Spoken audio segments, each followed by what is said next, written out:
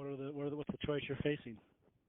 So I don't know all the details yet, but like I could have X amount of money per like so many doctors. So, 10 doctors, 50 doctors, whatever they decide is X amount of money, or I could do a percentage off of each account, like each doctor.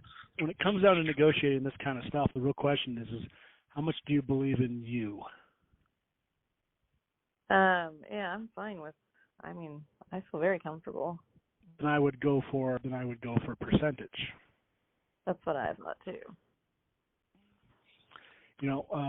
That kind of thing is good for everybody because it allows somebody to really show you, what they're made of, and it's low risk for everyone and high reward for everyone. It's great. Mhm. Mhm. You've been in medical now for how long? Since 2008. Yeah. Well, that's really, really great. I mean, you really know your stuff, so I don't think it would be hard for you to go out and crush this thing. It sounds really good. Really, really good. Yeah. That would be better, right? To get percentage off of the life of the contract. Yeah, I remember when I've been offered deals. One time I was offered some money to use my name, and instead of taking a flat chunk of cash, they offered me I think it was $200,000, like in cash, or they gave me a percentage. They offered me 0.5%. I negotiated. Actually, they offered me 0.25%, or the $200,000. I negotiated to 0.5% is what I did. I asked for one, and ended up back at half, and then I got them to pay me some other things for them that I would do at a discounted rate, for my name and my usage of my experience. So at the end of the day, I figured it all out. I made close to $1 million of that deal because I took the percentage rather than the easy money up front. Mhm. And everyone at the end of the day is glad that I did that because it's good. It says that I have confidence in my name. I have confidence in what I'm doing, and I've got confidence in what I can do, right? And so we did that deal for a long, long time. COVID kind of ruined that deal, but I'm sure I'll pick up another deal like that in the future, Yeah, and I want to know more of we didn't have time to do it this time when he was here last, but I want to sit down and know how much is each account generating? You know what I mean?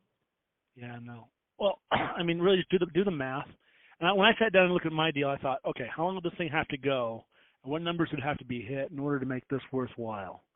Well, and then you reverse engineer it. But typically, if percentage is the best. Most people don't know this, but you know who Alec Guinness is? Sir Alec Guinness. No. He played Obi-Wan Kenobi in the original Star Wars movies. A legendary actor, one of the best that's ever lived. And he did all these different, things for BBC, and he did all these incredible films and movies. Our Man in Panama, so on and so forth. So he's a really well-known, the most famous actor out of everybody who was in Star Wars when it came out in 1976. It's like you're doing like this corny, sci-fi thriller, and then it's like, yes, and we've got Daniel Day-Lewis. Like it's like that. It's a huge deal, right? Mm-hmm. So he says to George Lucas, fine, I'll do the piece for you, but you know what? You can't afford me, and I'll take a percentage.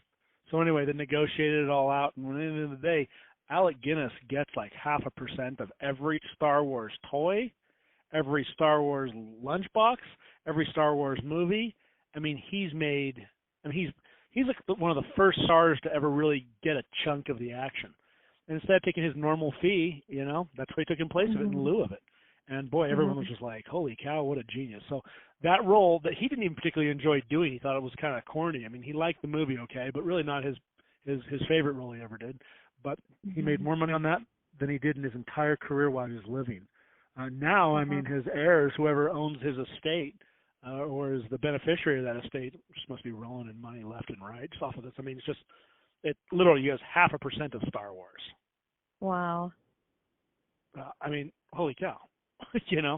So pretty amazing dude. So percentages can work out to be a really, really awesome deal if you negotiate it the right way. If you don't get yourself a big enough chunk, then it's not worth it. So make sure if you do negotiate that it is more advantageous to you, to the tune of 3 or 4 or even 5 times more beneficial. Otherwise it's money up front. Mhm. I But if agree. you can, go with that long-term thing. That's the way to do it. And that's where all the money is. You know? Yeah, that's what I was thinking too. Okay. Does that sound Okay. good? That sounds amazing.